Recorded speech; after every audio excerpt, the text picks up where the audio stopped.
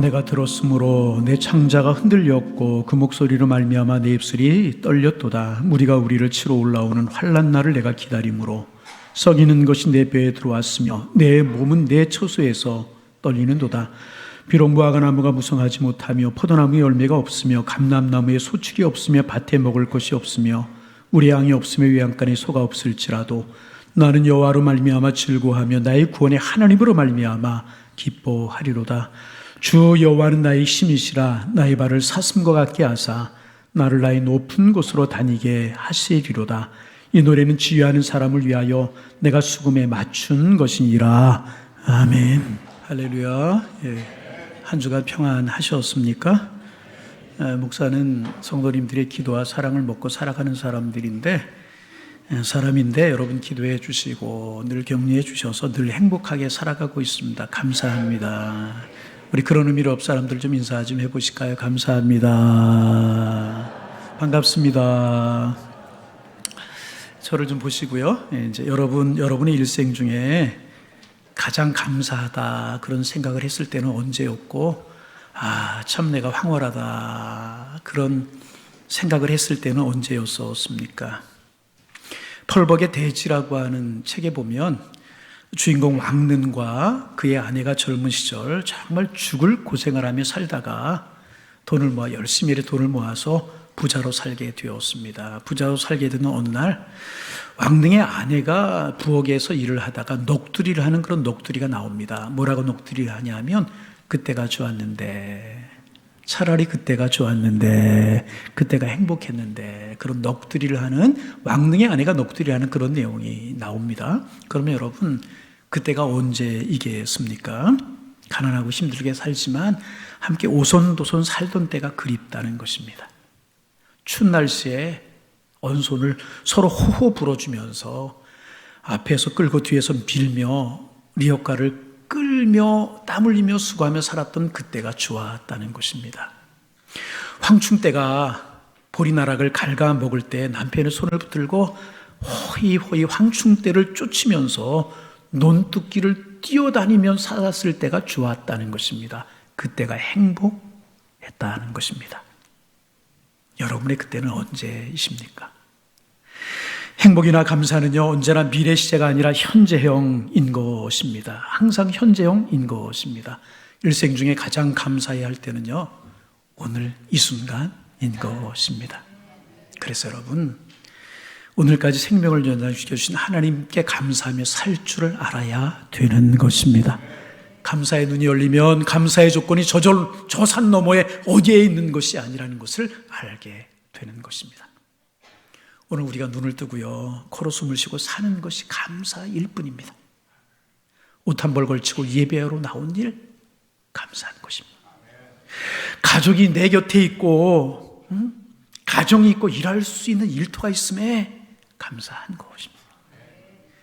예배할 교회가 있음에 감사한 것이고요, 더군다나 예수 보혈 십자가의 은혜로 구원받았으니 오늘이 내 인생의 마지막 날이라고 할지라도 천국에서 눈을 뜰 것을 생각하니 감사한 일인 것입니다. 여러분, 감사는 가까운 곳에 있는 것입니다. 우리의 피부가요, 여러분 1분에 약 4만 개의 피부가 내 몸에서 떨어져 나가서 죽는다고 그래요. 1분에 4만 개가 떨어져 나가서 죽는다고 그래요. 그리고 그만큼의 세포가 또 새롭게 만들어지는 거예요. 그러면 그렇게 자연스럽게 세포가 만들어지지 않아서 세포를 우리가 이식해야 된다면 돈이 여러분 얼마나 들겠습니까? 건강한 사람도요, 하루에 머리털이 100개쯤 빠진다고 그래요. 저 같은 사람은 조금 더 빠지는 것 같은데요. 하여튼 100개 정도 빠진다고 그래요. 그런데 또 그만큼 머리털이 새로 난다는 것입니다. 여러분 머리털 하나 심는데 얼마나 될까요? 한 3,000원, 5,000원쯤 되겠습니까? 3,000원만 잡아도 머리털 100개가 새로 나려고 하면 매일 머리에 30만 원씩 쏟아부어야 30만 원. 그래서 여러분의 머리털을 이렇게 만져주면서 기특하다. 하루에 30만 원씩 벌어주는구나. 한번 만져보세요. 기특하다. 따라하는 분들 하루에 300개씩 나기를 원합니다. 예. 기특하다 만져줘야 되는 거예요. 여러분, 우리 몸에 피가 탁해지잖아요. 돌면서 이제 피가 탁해지는데 그 기능을 못한다면 매일 여러분 수요일을 해야 되고 또 그래야 되지 않습니까? 그 고통이 얼마나, 그 비용이 얼마나 많겠습니까? 여러분, 우리 교회도 이제 투석을 하는 분이 몇 분 계시는데요. 얼마나 고통스러운지 기도할 뿐이지만 피는 산소와 영양분을 온몸 세포에 골고루 나눠주는 역할을 하지 않습니까? 뿐만 아니라 몸에 해로운 찌꺼기들, 세균들, 그리고 독소들 청소하면서 온몸을 피가 뛰어다닙니다. 그런데 한 사람의 핏줄의 길이를 다 합하면 얼마나 되는 줄 아십니까? 약 10만 킬로 정도 된다고 그래요. 콩팥이라고 불리는 신장은 이 피를 청소해줘서 온몸을 잘 흘러다니도록 날마다 새롭게 씻어줍니다. 그래서 피가 하루에 2억 7천만 킬로를 달린다. 지구를 2바퀴 반을 돌고도 남는다고 그러죠. 그뿐이 아닙니다. 여러분, 우리가 들어마시고 숨을 쉬어요. 하루에 몇 번 정도 숨을 쉬는 줄 아십니까? 세어 분 계십니까? 없을 줄 알고 제가 찾아봤어요. 하루에 2만 3천 번 정도 쉰다고 그래요. 심장이 하루에 몇 번 뛰는 줄 아십니까? 10만 번 정도 쿵쿵쿵쿵 뛴다. 여러분, 그런데 이 모든 활동이 가능하도록 우리 몸의 모든 세포, 장기, 골고루에 영양을 배달해 주는 것이 핏줄이라. 지난달 우리 교회 전기세가 한 360만 원 정도 나왔어요. 그러니까 가을철이라 좀 적게 나오는 거예요. 여름철 에어컨 틀고 겨울에 온풍기 틀고 그러면 400만 원이 훨씬 넘어요. 한 달에 전기세만 그렇게 넘어요. 여러분, 우리가 전기세를 내듯이 햇빛을 사용하는 사용료를 내야 된다면 도대체 여러분 얼마를 내야 되겠습니까? 그런데 햇빛 사용료 여러분 내보신 분 계셔요? 모든 것 하나님이 공짜로 주셨어요. 하나님 우리에게 선물로 주신 것이라. 여러분, 숨을 쉴 때 우리가 산소를 마시는데 산소값을 계산해로 하나님이 계산해서 내라고 하신다면 하나님 앞에 얼마를 내며 살아야 될까요? 제가 찾아봤어요. 그랬더니 병원의 사후에 뭐 차별이 이렇게 천차만별이겠지만은 병원의 사후에 산소호흡기를 끼는데 한 30만 원쯤 된다. 그런 기록을 본 일이 있어요. 콧구멍으로 숨만 잘 쉬어도요. 콧구멍 여러분에게 30만 원씩 벌어다 주는 거라. 눈에 조리개가 있어요. 눈에 조리개가. 홍채라고 하는 것이 있는데 전자동이에요. 밝은 곳에 가면 작아지고요. 어두운 데 가면 조리개가 커지. 여러분, 우리가 수동으로 줄였다 늘렸다 하려면 이거 하느라고 아무 일도 못하지 않겠어요? 하나님께서요 기가 막히게 우리의 몸을 만들어 주셨다는 거예요. 이런 이야기 조금만 더 해볼까요? 귓바퀴라고 하는 게 있죠. 귓바퀴. 소리를 모아서 고막까지 전달하잖아요. 고막은 진동 파장을 구별하여 소리와 수많은 말들을 구별해서 우리로 하여금 듣게 해주는 기능을 합니다. 또 귀 속에 달팽이관이라고 하는 것이 있는데 거기 물이 반쯤 채워져 있다고 그러죠. 섬세한 잔털로 구성이 되어 있는데 이 액체의 흔들림을 통해서 우리 몸이 균형을 잡게 되는 것이라. 코 이야기 해볼까요?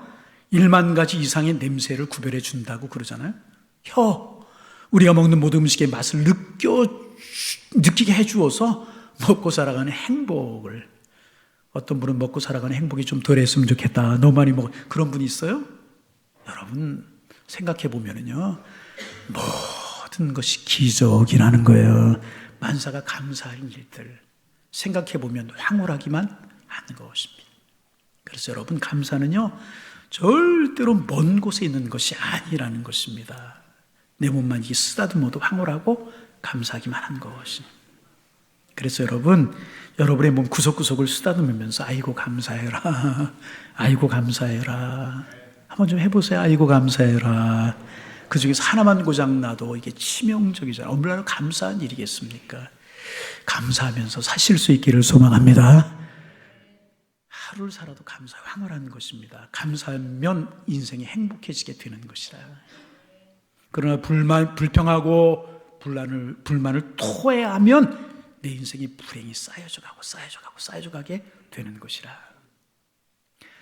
0.3초의 기적, 감사의 힘이라고 하는 책이 있습니다. 캘리포니아의 데이비스 대학교에서 감사하는 태도가 인생에 어떤 영향을 미치는가, 감사하는 태도가 인생에 어떤 영향을 미치는가 하는 것을 연구를 했습니다. 결론만 말씀드리면 감사가 인생의 행복과 불행을 결정하더라. 다시 감사가 인생의 행복과 불행을 결정하더라. 이런 결론을 내렸습니다. 두 번에 걸친 에이미 상에 빛나는 크리스찬 앵커 데보라 노벨이라고 하는 사람을 그래 감사를 0.3초의 기적이라고 불렀습니다. 땡큐, 우리말로 감사합니다.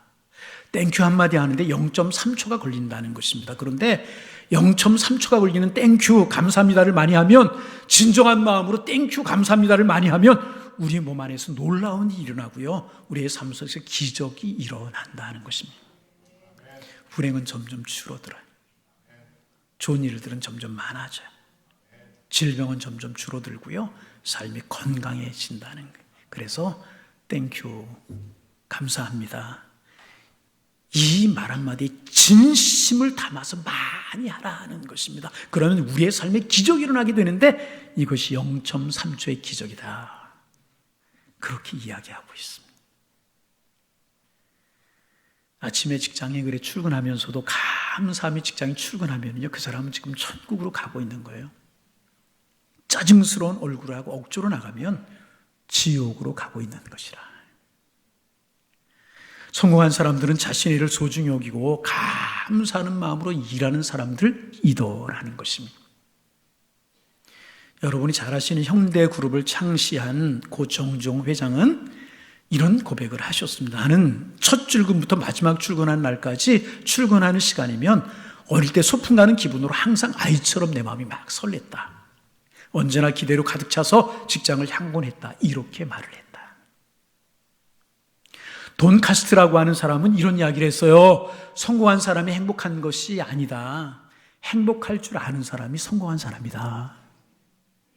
성공한 사람이 행복한 것이 아니고요, 행복할 줄 아는 사람이 성공한 사람이라고 이야기를 했어요. 감사는 행복과 성공의 씨앗이라. 감사하면 씨앗이 심겨지는 것입니다. 내 인생은 행복의 밭으로 바꾸어져 가게 되는 것이라. 그래서 여러분, 식사 때마다 형식적으로 하나님 땡큐 그렇게 기도하지 말고 진심으로 하나님 앞에 감사하며 기도하면서 일용할 양식 주신 주님 감사합니다, 그렇게 기도하면 놀라운 일들이 일어나게 된다는 것입니다. 어떤 일이 일어나는가? 이것을 연구했던 한 기관은요, 이렇게 이야기하고 있어요. 그렇게 감사하며 식사하면 면역 기능을 높이는 백신이 형성된다 그랬어요. 병균의 침입을 막아주고 음식에서 나오는 독소와 해로운 물질을 막아내는 힘이 몸에서 막 생겨난다 그랬어요. 위와 장에서 음식물을 부패하는 것을 막아주는 안티셉틴이라고 하는 것이 막 만들어준다 그래요. 위와 장이 춤을 춘다 그래요. 감사함이 식사하면은요, 위와 장이 춤을 추면서 음식이 들어오는 것을 즐긴다고 그랬어요. 여러분, 하루 세끼 식사하시면서요, 진정한 마음으로 감사하며 식사하시기를 바랍니다. 그러면 건강해지게 된다는 거예요. 아멘. 할렐루야. 쌀 한 토를 만드는데 우리 상에 오르기까지 농부는 88번 그 쌀을 만져야 된다고 그래요. 또 그 쌀을 가지고 음식을 만들어주는 분 있잖아요. 남편이 만들거나 아내가 만들거나 엄마가 만들던가 만드는 분이 있어요. 감사하라는 것입니다. 더구나 함께 먹어줄 가족이 있으니 감사하고 함께 식사할 줄 사람이 있으니 얼마나 감사 일이겠습니까? 오늘 하박국 말씀을 나누게 되는데, 감사 설교를 할 때마다 등장하는 사람이 하박국이에요. 그런데 이 하박국이라고 하는 사람은 좋은 환경, 좋은 여건 가운데 살아간 사람이 아니라 고통의 시대를 살아갔던 사람이 하박국이라고 하는 선지자입니다. 나라가 외적의 침입을 받았고 질병이 온 나라에 창궐하고 농사를 지어놓으면 강대국들이 쳐들어와서 몽땅 빼앗아갑니다. 아내들이 끌려가고 젊은이들이 끌려가고 어린아이들이 비참하게 길바닥에 내팽개쳐져서 죽어가는 처절한 모습을 지켜보았던 선자가 하박국 선지자인 것입니다. 하박국 선지자는 그런 고통의 시대를 살아가는 성도들 어떻게 기도해야 될 것인가, 그런 고통의 시대에 어떻게 감사할 수 있고, 그런 고통의 시대, 어려움의 시대를 하나님 앞에 하나님의 사람들 어떻게 찬양하며 살아갈 수 있는가 하는 것을 가르쳐준 사람이 하박국이라고 하는 선지자인 것입니다. 하박국이라고 하는 말의 뜻은 포용한다, 꿰안는다라고 하는 뜻을 가지고 있습니다. 자기 시대의 고통을, 오늘 이 시대의 고통을 끌어안고 살아가는 사람들, 고통의 한복판에 서 있지만 그 고통을 붙들고 몸부림치며 하나님 앞에 기도하는 사람들, 그 고통을 어떻게 해결할 것인가, 대안과 문제의 해결의 방법을 제시했던 사람들, 그리고 거기서 전능하신 하나님을 향하여 찬송하며 기도할 수 있었던 사람들, 그들이 바로 오늘의 하박국이나 하는 것입니다. 바벨론의 위협 앞에 비참해진 민족의 운명을 앓고 살았던 선지자가 하박국이라고 하는 선지자였었습니다. 하박국은 울며 기도하다 민족의 내일을, 어려운 현실을 붙들고 울며 기도하다가 하나님의 성전을 찾아갑니다. 그런데 놀라운 것은요, 민족의 운명, 어려운 현실을 붙들고 성전에 들어가서 기도하다가 성전에서 이 하박국은 하나님의 놀라운 임재를 경험하게 됩니다. 2장 마지막 절 이렇게 기록합니다. 오직 여호와는 그 성전에 계시니 온 천하는 그 앞에서 잠잠할지어다. 성전에 들어갔는데요, 영광스러운 하나님의 임재를 성전에 경험하게 되는 것입니다. 자기를 만나주시는 자비로우신 손길과 그분의 인자하신 얼굴을 직접 보게 되는 것입니다. 그래서 하박국은요, 엄숙하게 시대의 아픔을, 민족의 고통을, 삶의 고난을 그 주님 앞에 내려놓습니다. 그 기도가 바로 3장 1절부터 마지막 절까지 계속되고 있는 것입니다. 당시 이스라엘 백성들이 처한 상황은 오늘 우리의 상황과 비슷했습니다. 한 나라가요, 남과 북으로 찢어져 있었어요. 서로 반목과 질시를 일삼습니다. 질투합니다. 우리나라 현실과 똑같은 거예요. 그러다가 주전 722년에 저 북쪽에 있는 아수르가 북왕국을 공격해와서 이스라엘 공격해서 그 아수르에게 북왕국이 멸망을 당하게 됩니다. 남쪽 유다 사람들 그것을 보고 태어나고 웃습니다. 저들 북왕국 이스라엘 사람들 하나님을 잘 믿지 않지 않았던가, 우상을 숭배하지 않았느냐, 이방 족속들과 타협하며 살던 사람이기 때문에 저들 망해도 싸다. 오히려 비난하고 신란했습니다. 아픔에 동참하지 못하고 비난하며 신란했습니다.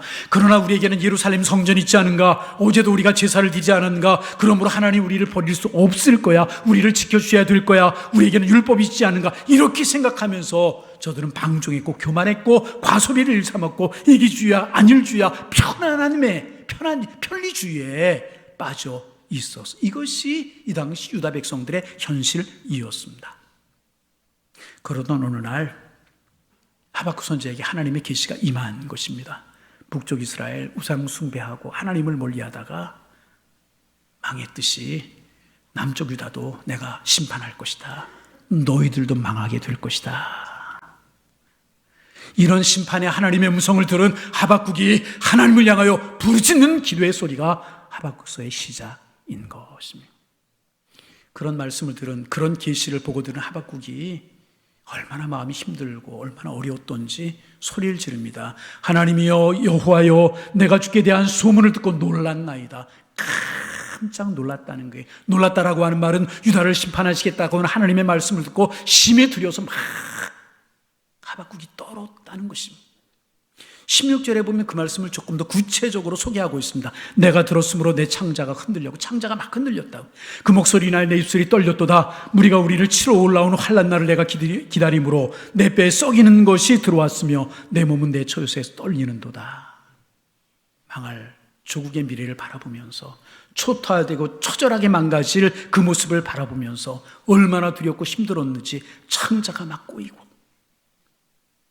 입술이 바들바들 떨리고 내 뼈가 꺾어지는 것 같고 내 뼈가 녹아지는 커다란 아픔을 겪게 되었다는 것입니다. 너무너무 두렵고 너무너무 힘들어서 온몸이 창자까지 뒤틀리면서 떨렸다는 것입니다.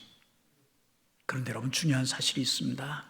그럼에도 불구하고, 두려움에도 불구하고 두려워하는 것으로 끝나지 않고 떠는 것으로 끝나지 않고 하박국이 하나님 앞에 엎드려 기도했다는 것입니다.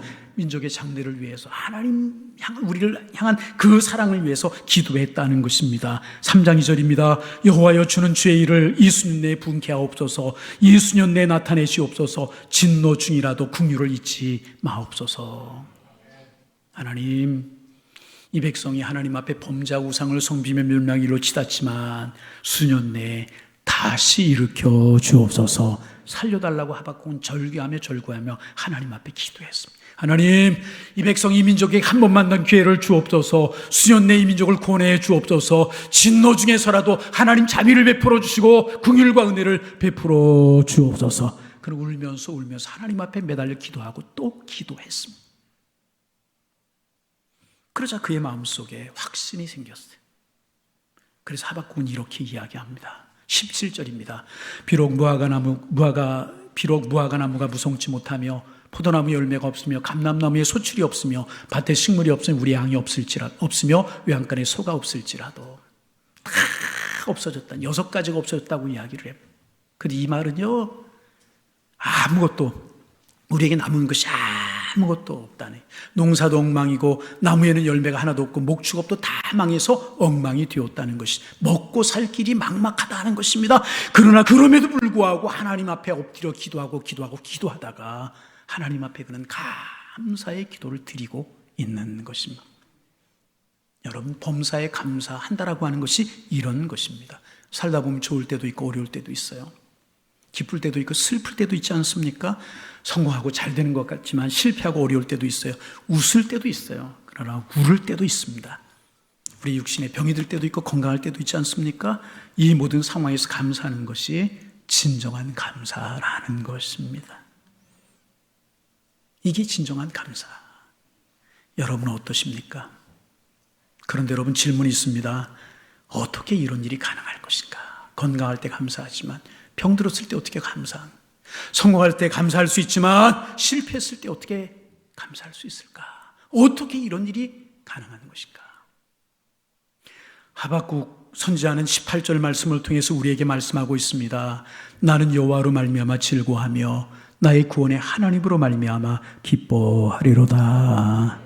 질병 가운데 있고 약탈 가운데 있고 슬픔 가운데 있지만 하나님이 우리와 함께 하시면, 하나님이 이 백성 가운데 함께 하시면, 고난 가운데 하나님이 이 백성을 지켜주신다라고 하는 약속이 있기만 하면 나는 그 하나님으로 인하여서 감사하고 나는 그 하나님으로 인해서 기뻐하겠다. 하박국은 노래하고 있는 것이라. 윌리엄 노우라고 하는 목사님이 계십니다. 그분은 오늘 본문을 추석하면서 이렇게 이야기합니다. 최고의 승자는 자선을 많이 베풀거나 많은 지식을 공부한 사람이 아니다. 재물을 많이 모은 사람도 아니다. 최고의 승자는 어려운 환경 속에서도 범사에 감사하며 살았던 사람이 최고의 승자다. 이렇게 이야기합니다. 여러분은 어디까지 감사하실 수 있겠습니까? 무엇까지 감사할 수 있으시겠습니까? 세상을 다 얻고도요, 불평하며 불행해하는 사람이 있고요. 세상을 다 얻고도 불행해하며 불평하는 사람이 있어요.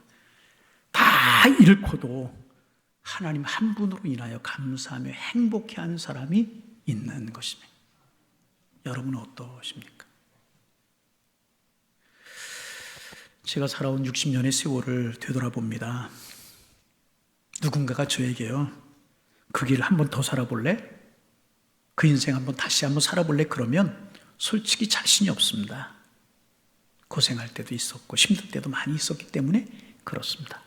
그런데 여러분, 힘든 일, 고생하는 일도 있었지만 그 순간만큼은요, 힘들다, 어렵다 이렇게 느껴본 적 없습니다. 하나님의 은혜로요, 언제나 재미있고 행복했었습니다. 그래서 누가 저에게 한마디로 인생을 이야기해보라고 하면 저는 이렇게 이야기하고 싶어요. 하나님 감사합니다. 아무리 생각해 보아도요, 이 말 한마디뿐이 저는 할 말이 없습니다. 여러분, 그 이유가 무엇인지 아십니까? 하나님을 알게 하시고요, 인생의 걸음마다, 인생의 순간마다, 내게 걸었던 자국마다 하나님이 저와 함께 하셨기 때문입니다. 하나님이 저와 함께 하셨어요. 인생을 한마디로 이야기한다면 하나님 감사합니다. 이 고백뿐이 저는 할 고백이 없습니다. 그래서 이 하박국의 고백이 저의 고백입니다. 나는 여호와로 말미암아 즐거워하며 나의 구원의 하나님으로 말미암아 기뻐하리로다. 저의 고백이죠. 맛있는 과일 모자라고요, 기름진 음식이 없어도요 행복했습니다. 두둑한 통장이 없고요, 풍요로운 것이 없어도요, 하나님 앞에 언제나 감사하며 살 수 있었습니다. 부끄러운 이야기 몇 가지 좀 해볼까요? 그냥 재미로 몇 가지 해봅니다. 초등학교 시절 제가 살던 동네는 서울 변두리였었어요. 동네에 텔레비전이 있는 집이 몇 집 안 되었었습니다. 그 당시에 제가 기억하기에 타잔이라고 하는 영화가 아이들에게 인기 최고였었습니다. 집이 없으니까 타잔을 보기 위해서 어디를 가느냐 하면 만화방에 가는 거예요. 만화방. 그런 경험 있으신 분 있을 거예요. 그냥 보는 것이 아니라 돈을 내야 만화방에 들어가 타잔을 보는 것입니다. 만화방에 들어가려면 돈이 있어야 되잖아요. 돈이 없으니까 학교 갔다 와서 뭐를 하냐 하면 연탄구루마를 밀어드리는 거예요. 혼자 끌고 가는 아주머니 아저씨 밀어주는 거예요. 손에 얼굴에 시커먼 거 묻혀가면서 땀을 뻘뻘 흘리면서 연탄구루마 밀어드리는 거예요. 그렇게 몇 번 밀어드리면 아저씨가 몇 푼 주세요. 그럼 신나가지고 그 돈을 들고 만화방에 가는 거예요. 그 돈으로 신나게 만화방에서 타잔을 보고 집에 가면 어머님이 걱정스럽게 기다리시다가 마주주곤 하셨던 그런 어린 시절의 추억이 있습니다. 초등학교 고학년이 되면 친구 가운데 부잣집 아이들은 시계를 차고 다녔어요. 시계를 차고 다녔던 아이들은 시계를 보여주기 위해서 옷자락을 이만큼 걷어갖고 다니는 친구들도 있어요. 누가 봐주기를 원하는 거예요. 그러다 누가 지금 몇 시냐고 물으면 일단 팔을 막 흔들며 손을 내놔요. 휙 돌려 자기 코에다 갖다 대고 몇 시라고 이야기합니다. 얼마나 멋있고 근사해 보이던지 저는 시계가 없었지만 연습했어요. 언젠가 시계 오면 내가 그렇게 하리라. 중학교 3학년 시절 저희 어머니 생신날 큰형수님이 바나나 몇 쪽을 사오셨어요. 어머니는 막내인 내가 먹어라. 저는 어머니 잡수세요. 일주일 동안 바나나를 먹지 못하고 구경만 하던 기억이 지금도 생생하게. 저만이 아니라 그 시절 그렇게 지냈잖아요. 건너뛰고 결혼하고 어머님, 아버님 사시는 방 2칸짜리 집 1칸을 얻어서 그것도 조금 넓은 방에 있느라고 작은 방으로 부모님 몰아내고 지금 생각하면 왜 철이 없었는지. 신혼살이를 그 단칸방이 시작했어요. 1년 후에 풀타임 전수하러 사역을 시작하면서 교회에서 10평짜리 아파트 산택에 살면서 전사일을 시작했어요. 10평짜리 아파트가 여러분 얼마나 넓은지 방이 2개인데 큰 방에도 내 식구가 이렇게 나란히 누울 수가 없었어요. 그럼에도 불구하고 얼마나 감사하고 얼마나 좋았는지 얼마나 행복했는지. 연탄을 떼는 아파트였었는데 지하에 가서 연탄 가져오는 시간이 그렇게 행복했고 여러분 행복했다니까요. 아멘 안 해요. 그렇게 좋은지. 그리고 목사 안수를 받고 부목사로 12년을 심화한 후에 오산 이 자리에 우리 항일교회를 개척했습니다. 개척하고 교회 지하에 살아야 하는데 입구가 적은 거예요. 밑에도 좁지만 아내가 혼수로 장롱 하나를 해왔는데 그 장롱이 지하에 들어갈 수가 없어서 시골 처갓집에 장롱을 갖다 맡기고 지하에서 개척을 했어요. 그렇게 없어진 장롱은 그렇게 역사 속으로 사라져서 지금도 그 장롱이 어디 갔는지 알지 못한 그렇게 지하에 살면서 짧은 기간 살았지만은 어느 분이 귤 한 박스를 선물로 주셨는데 그 귤의 가치가 큰 것은 아니지만 얼마나 감사하고 감격스러운지 얼마나 황홀한지 눈물이 핑 돌았던 적도 있었습니다. 그렇게 교회 지하에 살다가 교회 앞 4단지 아파트 그것도 임대로 전환을 해서 4단지 아파트 사택으로 준비해서 이사하던 날 그 지하를 이렇게 헐고 교육관으로 꾸미던 그런 때에 얼마나 좋은지 두 아이와 함께 아내와 함께 이사하기 전에 며칠을 올라가서 보고 내려와서 보고 또 보고 또 보고 야 좋다 야 좋다 그러면서 올라갔다 내려왔다 올라갔다 내려왔다 교회 쳐다보고 그랬던 기억이 납니다. 그런데 그렇게 교회를 개척하고 23년이 지난 지금 다시 이사를 해야 한다면 교회 묘광실에 있는 제 책과 제 짐까지 함께 이사를 해야 된다면 짐이 늘어서 이사하기가 만만치 않을 것입니다. 그 사이에 그렇게 짐이 많아졌어요. 그렇게 잘 살게 되었어요. 하나님의 은혜로 또 교우님들께서 베푸르신 그 사랑으로 부족함이 없이 아주 잘 살고 있습니다. 정말입니다. 하나님의 은혜로 여러분이 베풀으신 사랑과 은혜로 부족함이 없이 저는 잘 살고 있습니다. 그러게 돌이켜보면 모든 것이 하나님의 은혜였다 하는 것입니다. 그래서 가끔 그런 생각 해봐요. 목사가 얼마나 화려한 삶을 살겠습니까? 풍요로운 삶을 살겠습니까? 그런데 이렇게 살아도 되는 건가? 그러면서 무슨 생각을 하게 되냐 하면 옛날 임금님들이 화려하게 풍요롭게 살았다고 해도 오늘 우리처럼 이렇게 좋은 도시에서 평안한 집에서 맛있는 음식을 먹고 좋은 음식을 먹고 살았을까? 옛날 임금님들이 꿈을 꿀 수 있는 삶이었을까? 옛날 임금님들, 황제들 겨울철에 수박 먹어봤을까? 봄에 사과 먹고 배 먹어봤을까? 우리가 지금 큰애 작은이를 따지지만 우리가 타고 다니는 승용차를 옛날 황제들이, 임금들이, 왕들이 타보았을까? 그때는 꿈도 꿀 수 없는 일이요. 야, 하나님의 은혜구나. 이렇게 우리 잘 살고 있다. 이렇게 잘 살고 있다. 동의 안 하시는 것 같은데 우리 이렇게 잘 살고. 그런데 아직도 불만이 있어요. 불만이 가득 차. 감사가 없어요. 기뻐하는 마음이 없어요. 하나님의 은혜입니다 고백하는 고백이 없을 때가 많아요. 왜 그럴까? 우리의 눈이, 우리의 영혼이 오염되어서 그런, 감사거리가 없는 것이 아니라 감사를 잃어버린 영혼이 되어서 그런 것입니다. 여러분, 감사의 영혼이 열리기를 소망합니다. 감사의 눈이 열려지기를 소망합니다. 감사의 은혜가 임하면 감사하며 살 수 있는 하루를 살아도 황홀하다.